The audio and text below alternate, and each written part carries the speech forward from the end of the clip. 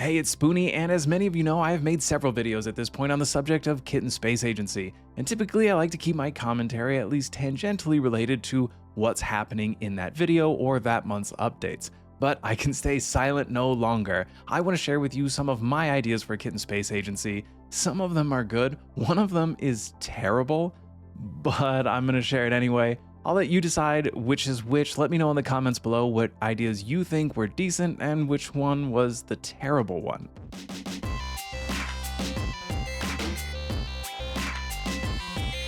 Number 1 is rare resources. I would really like to see the resource collection aspects of Kerbal Space Program expanded in Kitten Space Agency. I want to have to send out probes and drones and satellites and build comms networks searching for a rare resource on some moon somewhere that ideally would maybe even be randomized on each playthrough, so I wouldn't necessarily know where to get it. And this type of rare resource would maybe have to be mined before you were able to build certain types of thrusters or create a certain type of fuel, and you would maybe need this in order to travel to interstellar locations. Anything that gets us building more satellites and more probes, because one of my favorite parts of Kerbal Space Program was building the comms networks. I want to send up a single rocket that has 6, 7, 8 satellites or probes on it, and then kind of use them to explore the system before I send a manned mission to set up a colony or anything else. I just want more excuses to explore. And number 2 is unique cats. I think it would be really interesting if you had to complete certain objectives in order to unlock certain types of cats. Like maybe you have to visit all of the moons of Jupiter in order to play or receive a hairless Sphinx cat. Or maybe you have to go to every planet in the system in order to unlock a tiger catstronaut. And if these catstronauts were rare, you could maybe only get one per playthrough, or at least in order to get another one, you'd have to redo all of those missions. And there's so many different types of cats, you wouldn't really be limiting your starting cats in any way, because these could be tigers, Bengals, panthers, any of the types of cats that aren't necessarily house cats. This kind of plays into what Dean Hall mentioned in my interview with him on my podcast, Chaos in the Lobby. If you haven't seen it, I will link it in the description below. You should definitely check it out. It was a really fun conversation. But he mentioned that he would like to include some type of ribbons or medals for your castronauts so that as you progress and use the castronauts, they become more and more decorated and harder to replace. It will make you more attached to your cats and much less likely to be profligate with them. You could also maybe have banners that hang up in your vehicle assembly bay for accomplishing certain types of missions, and that'll come up a little bit later in the idea that I think is the terrible one, so that's coming up in just a second. And number 3 is ad hoc planetary systems. I would really like to be able to add and remove star systems from my game at will.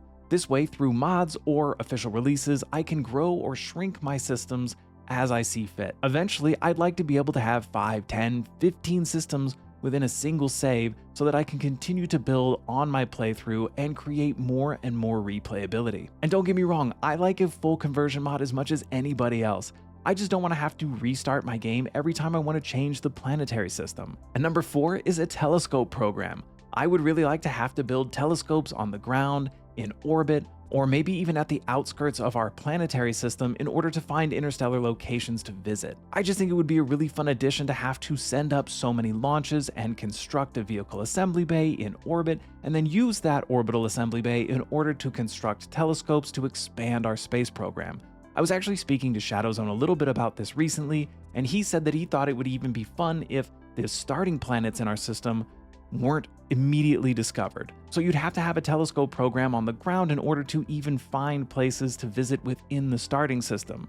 With the exception, of course, the moon, because, it's right there. I think this plays into my first idea where I just want more reasons to send up probes, satellites, launches, in this case, parts of a telescope that I would have to assemble. And then as I assembled telescopes and got to an interstellar location, I would have to assemble telescopes at that interstellar location in order to find further out locations to visit.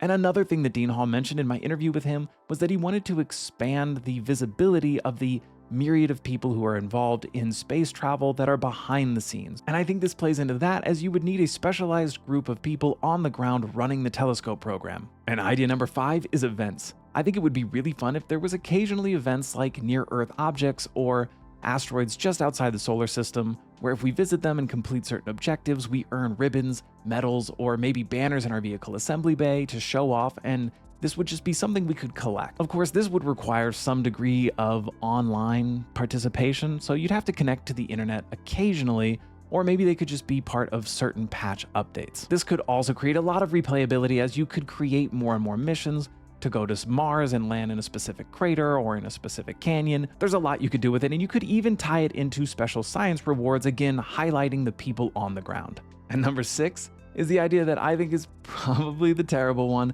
and that is advertising.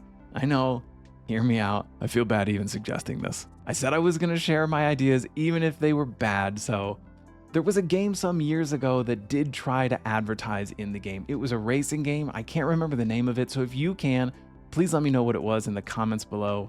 But in this game, there was billboards, and on those billboards, they showed real-life advertisements. People had paid for this game. It was not free. Understandably, people were really upset about this, and I'm honestly not sure if another game has tried it since. But in Kitten Space Agency, Dean Hall has already said that he's not interested in doing any kind of microtransactions if the contributions model doesn't work.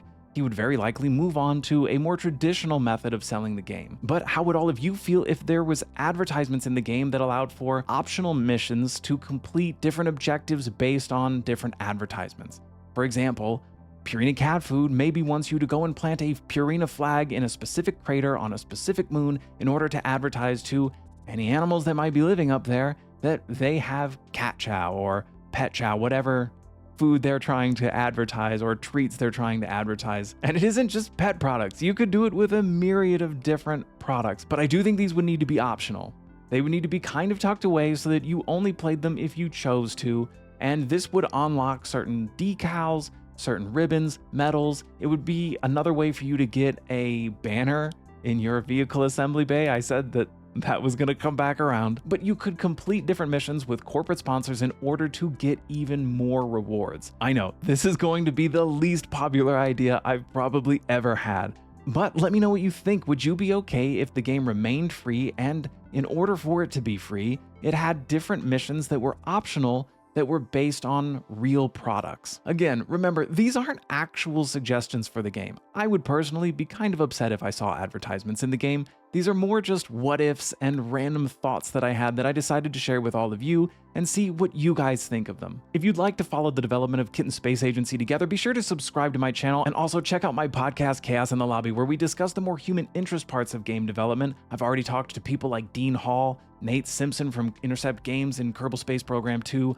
Harvester, the creator of Kerbal Space Program, Shadowzone, Matt Lown, Jake the Dondorian, who created Songs of Six, which is one of the best city builders out right now. If you haven't heard of it, you should definitely check it out. Also, don't forget to hit that like button. It really helps my channel. Thanks for watching, and I'll see you in the next one.